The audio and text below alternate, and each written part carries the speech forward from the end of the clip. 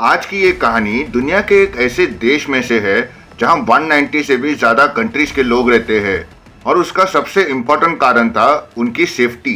क्योंकि इस देश में छोटे मोटे क्राइम्स का रेशियो भी 1% से भी कम है। हत्या जैसे गंभीर क्राइम्स का रेशियो 0.1% से भी कम है। और खूनी दस्तक के आज के एपिसोड में 1977 में यूएई में हुए ऐसे ही एक क्राइम के बारे में जानेंगे, जो है the murder of UAE first minister of state Saif Ghobash. और ये कहानी सिर्फ शेफ गोबाश की हत्या की नहीं है, ये कहानी शेफ गोबाश की जिंदगी के बारे में भी है, जिसे जानना भी उतना ही इम्पोर्टेंट है। शेफ गोबाश का जन्म 21 अक्टूबर 1932 में रस अल कैमा में हुआ था और वो सिर्फ 12 वर्ष के थे जब उनके माता पिता की मृत्यु हो गई, जिसके बाद वो दुबई चले गए अपने आंटी के साथ रहने। और यहीं पर उनके कैरेक्टर और डिटर्मिनेशन से उन्हें एक नई पहचान मिली। और 1949 में जब वो 17 साल के हुए तब उनकी जिंदगी की असली कहानी शुरू हुई, जब वो पहली बार अपनी पढ़ाई को पूरी करने के लिए बहरीन चले गए और 1953 में the eastern school in Manama से अपनी ग्रेजुएशन कंप्लीट की। और अपने ग्रेजुएशन के बाद वो बहरीन से इराक चले गए यूनिवर्सिटी ऑफ बगदाद में इंजीनियरिंग की पढ़ाई करने के लिए। अगले 3 साल तक इराक में वो अपने पढ़ाई को कंप्लीट कर रहे थे, बट 1956 में इराक में हुए पॉलिटिकल इंस्टेबिलिटी के वजह से उन्हें इराक से इजिप्ट के कैपिटल शहर कायरो में शिफ्ट होना पड़ा, जहां उन्हें इस्लामिक कॉन्फ्रेंस से एक स्कॉलरशिप मिली थी। बट यूनिवर्सिटी ऑफ कायरो उनके बगदाद के इंजीनियरिंग की डिग्री को एक्सेप्ट नहीं कर रहे थे, जिस वजह से उन्हें कुवैत शिफ्ट होना पड़ा, जहां उन्हें पब्लिक वर्क्स डिपार्टमेंट में असिस्टेंट इंजीनियरिंग की नौकरी मिली थी और उन्होंने काम करना शुरू किया। शेफ गोबाश को हमेशा से ही पढ़ाई करने की रुचि थी, इसीलिए 1959 में कुवैत में कुछ साल काम करने के बाद वो ऑस्ट्रिया चले गए अपनी पढ़ाई को पूरी करने के लिए। यहाँ उन्होंने जर्मन लैंग्वेज की पढ़ाई की और आने वाले कई सालों में उन्होंने यूरोप के कई कंट्रीज में जॉब्स की और उसी के साथ अपने फिलोसफी और लिटरेचर की पढ़ाई भी कंप्लीट की। 20 साल यूरोप में बिताने के बाद वो फिर से रस अल कैमा आ गए। उनके इंटरनेशनल एक्सपीरियंस और वर्ल्ड अफेयर्स की नॉलेज की वजह से उनके दोस्त उन्हें इंटरनेशनल इंटरेक्टर के नाम से बुलाते थे।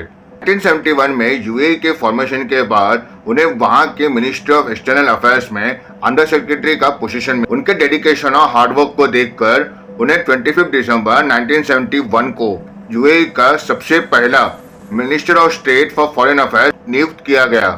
उनके काम के दौरान उनके अटेंशन और डिटेल इतने अच्छी थी कि उनके कलीग्स उन्हें इररिप्लेसेबल मानते थे।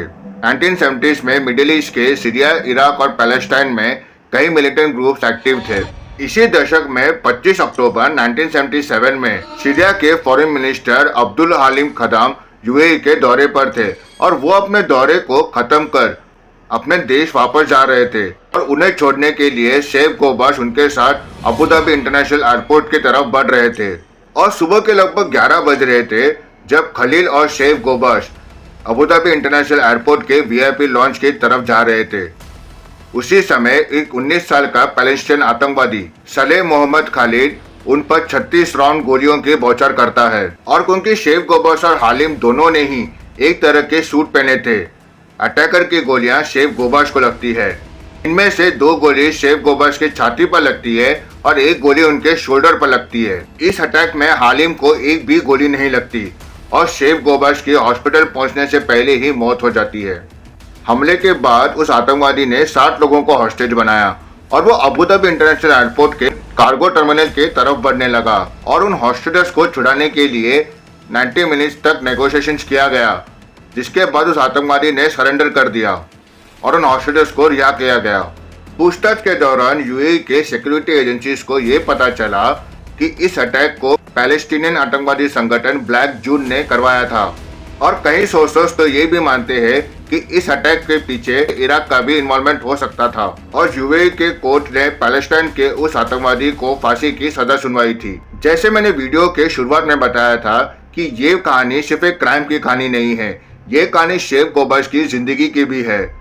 उसी तरह उनके मौत के बाद भी उनके बेटे ओमर शेफ गोबाश, जो कि खुद एक डिप्लोमेट और एक ऑथर थे, उन्होंने अपने book Letters to a Young Muslim में ये लिखा है कि I can hardly blame him for the action that he took. और वो इस अटैक का जिम्मेदार उस रीजन के पॉलिटिकल सिस्टम को मानते हैं। यूएई के गवर्नमेंट ने शेफ गोबाश के याद में जसल कैमा में एक हॉस्पिटल और एक रोड उनके नाम पर रखा है। और शेफ गोबर्स के फैमिली ने Saif Ghobash Banipal prize for Arabic literature उनके याद में शुरू किया है। और ये अवार्ड पहले तो सिर्फ यूएई नेशनल्स को दिया जाता था, बट अब ये अवार्ड फॉरेन नेशनल्स को भी दिया जाता है। अगर आपको ये वीडियो थोड़ी भी अच्छी लगी हो तो इसे शेयर कीजिए।